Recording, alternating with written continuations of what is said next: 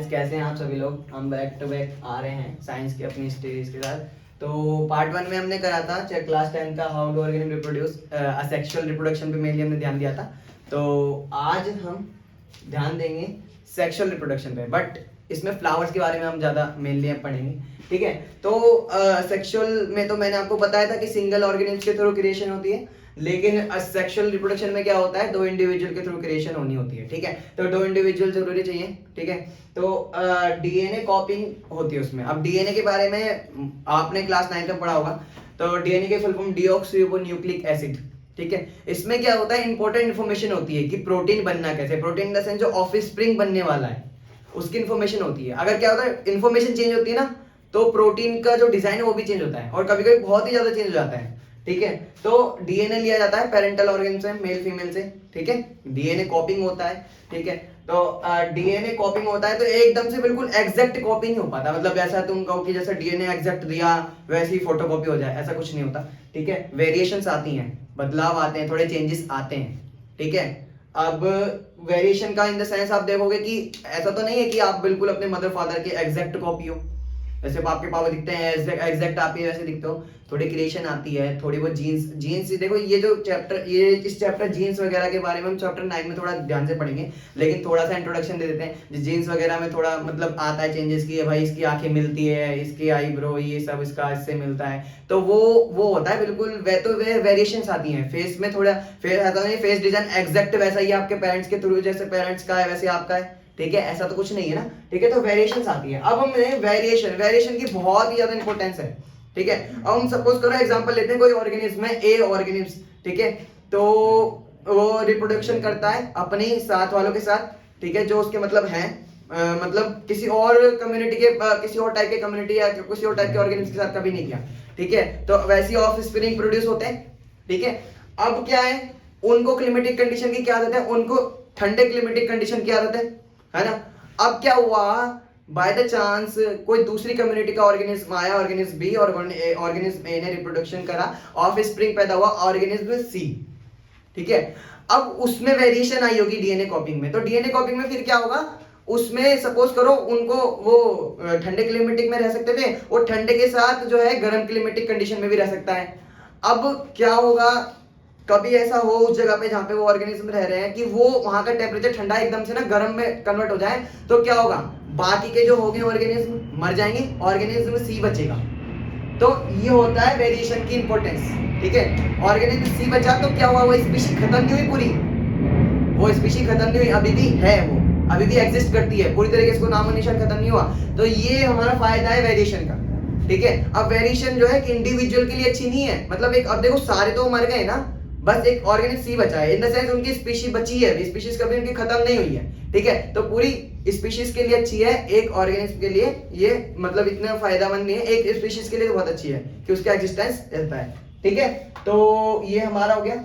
अब इसके बाद क्वेश्चन ही आता है कि अगर पेरेंटल ऑर्गेनिज्म से डीएनए ले जाते हैं तो मेल फीमेल दोनों होते हैं उसमें इंट्रोड्यूस। ठीक है, अब मेल और फीमेल से दोनों से डीएनए लिया जा रहा है, तो डबल डीएनए कॉपी होगा।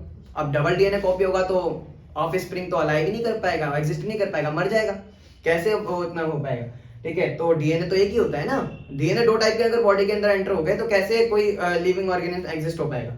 ठीक है, तो मर जाएगा, ये प्रॉब्लम आ गई। लेकिन हमारी जो बॉडी है रिप्रोडक्शन के टाइम क्या यूज करती है, मियोसिस प्रोसेस। आपने क्लास 9 में पढ़ा होगा चैप्टर नंबर 5 में। इसमें क्या होता है, हाफ क्रोमेटिन मेटेरियल यूज होता है, क्रोमोसोम्स, हाफ क्रोमोसोम्स यूज होते हैं। क्रोमोसोम्स के बारे में भी हमने क्लास 9 में पढ़ा है, हाफ क्रोमोसोम्स यूज होते हैं। ठीक है, तो जो डीएनए का जो मटेरियल लिया जाता है, क्रोमेटिन मटेरियल जो भी आता है आगे से, उसका क्या है, हाफ मटेरियल यूज होता है मियोसिस प्रोसेस में।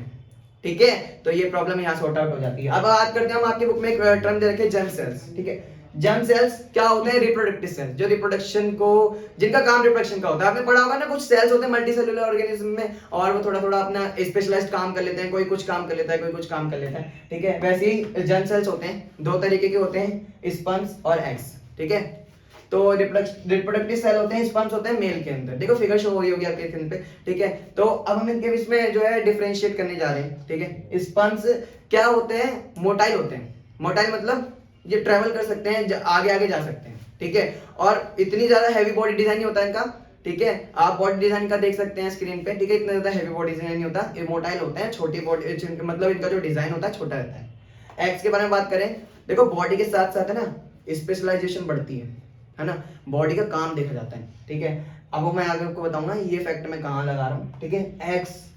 एक्स नॉन मोटाइल नहीं होते, अच्छा डिजाइन रहता है, काफी थोड़ा बड़ा डिजाइन रहता है, और इसके लिए स्पेशलाइज्ड रहते हैं कि फूड वगैरह स्टोरिंग वगैरह हो पाए, ताकि जो अंदर फीटस होगा, फीटस के टर्म आपको पता होगा, फीटस एक ऐसी टर्म होती है प्रेगनेंसी में कि मतलब बच्चे के हम हाथ पैर मुंह नाक आइडेंटिफाई कर पाए, ठीक है। तो फीटस जो है इनफ क्वांटिटी में, सफिशिएंट क्वांटिटी में जो है अपना फूड्स वगैरह ऑक्सीजन की सप्लाई ले पाए, ठीक है।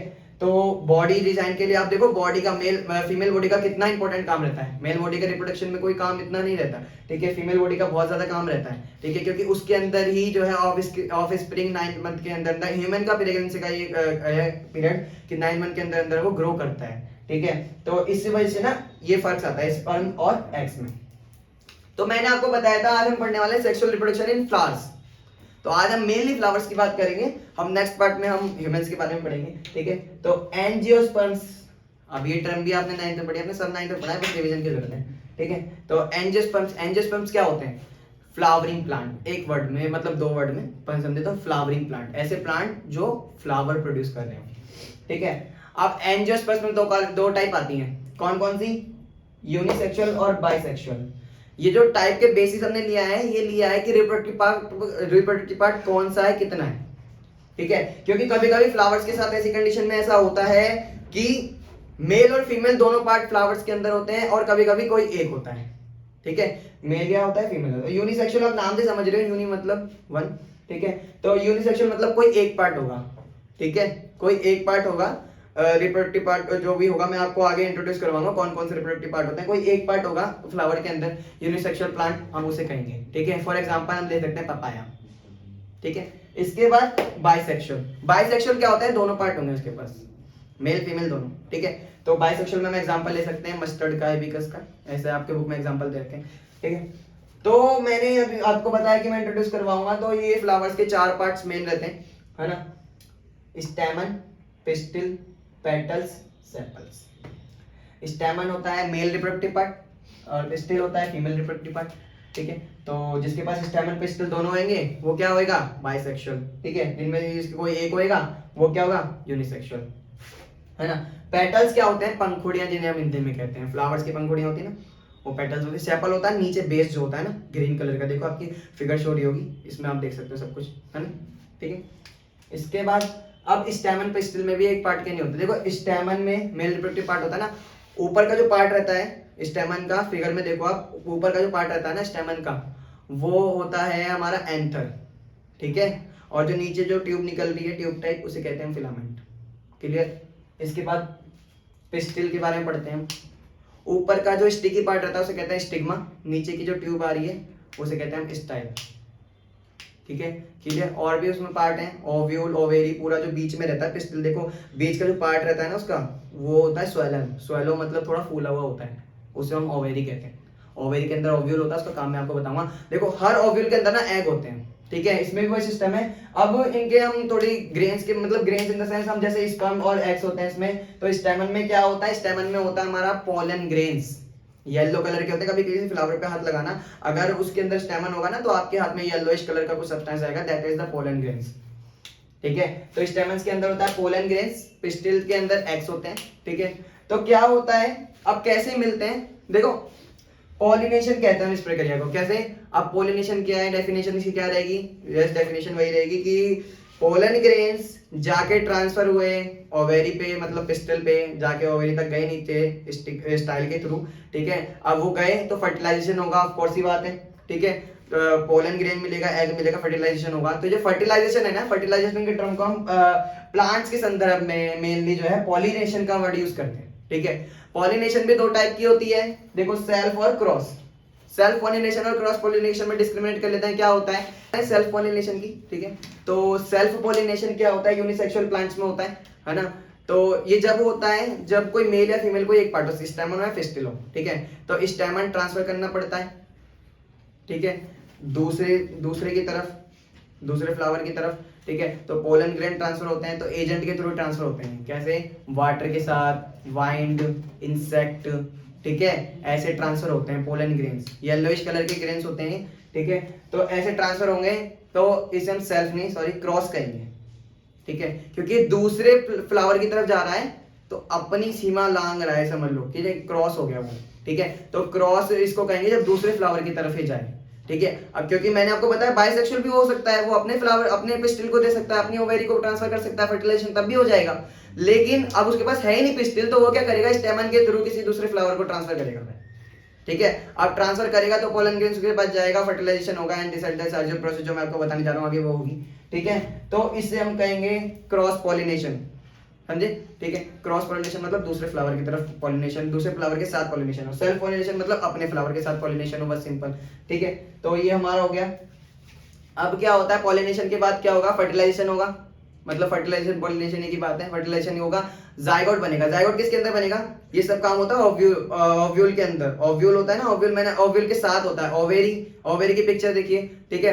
तो ओवेरी के अंदर ही सारा काम होता है, जाइगोट बन गया। अब जाइगोट के बाद क्या होगा, जाइगोट बार बार सेपरेटली डिवाइड होता है, बार बार डिवाइड होकर एम्ब्रियो बन जाएगा, है ना। तो एम्ब्रियो क्या होगा, एम्ब्रियो वहीं रहेगा ओव्यूल के साथ, ठीक है। एम्ब्रियो बन गया। अब ओव्यूल जो है, ओव्यूल अपने ऊपर एक सख्त सी कोटिंग कर लेगा, ठीक है, और वो बंद हो जाएगा, मतलब एक तरीके से सख्त कोटिंग कर लेगा, तो उसे हम कहेंगे सीड। यहाँ पे हो गया हमारा सीड डेवलप, ठीक है। और सीड के बाद अगर हम बारे में बात करें, अगर सीड को, उस चीज को जो बिल्कुल प्रोड्यूस सीड होगा, जो उस टाइम प्रोड्यूस हुआ होगा, उस सीड के अंदर दो पार्ट होते हैं, देखो स्क्रीन पर पिक्चर शो हो रही है, प्लूम्यूल और रेडिकल, ठीक है। तो प्लूम्यूल ऊपर का शूट, रेडिकल फ्यूचर की रूट। शूट मतलब ऊपर का जो भी पार्ट होता है रूट के अलावा, ठीक है। प्लूम्यूल फ्यूचर में जो आने वाला वो प्लांट होगा, उसका जो ऊपर का जो पार्ट होगा रूट के अलावा शूट का, ठीक है। तो शूट कहेंगे, फ्यूचर शूट है। रेडिकल में क्या होता है, रेडिकल में ये रूट है, फ्यूचर रूट है, उस प्लांट के आने वाले की रूट है, ठीक है। यहाँ पे क्लियर है ना। अब फिर क्या होगा, जो ओवेरी है ना वो ग्रो होएगी, जल्दी जल्दी ग्रो होके फ्रूट में कन्वर्ट हो जाएगी। अब हमारा फ्रूट भी आ गया ओवेरी के अंदर। अब देखो मैंने कहा ओवेरी के अंदर ओव्यूल रहता है, तो ओव्यूल के अंदर हमारा सीड भी मिल गया, ठीक है, और फ्रूट भी मिल गया हमें, तो हो गया फर्टिलाइजेशन, हो गया रिप्रोडक्शन। तो अब क्या होगा, जो बाकी के हैं पार्ट्स, पेटल्स और सेपल, ये झड़ जाते हैं, ठीक है, और हमारा फ्रूट्स मिल जाता है। फिर इसके बाद क्या होता है, अब मैंने जैसे आपको लास्ट वीडियो में मैंने आपको बताया था कि वेरिएबल सीड्स, तो वेरिएबल सीड हमें मिल गई, तो अगर आप उस सीड को जाके बोओगे, पौधा निकलेगा, that process is called seed germination या जर्मिनेशन, ठीक है। तो आई होप कि आपको ये समझ आ गया होगा। बाकी हम सेक्सुअल रिप्रोडक्शन जो ह्यूमंस के अंदर होता है, या फिर और जो उसका रिमेनिंग पार्ट है, पार्ट 3 में करेंगे, ठीक है। Thank you, Hare Krishna.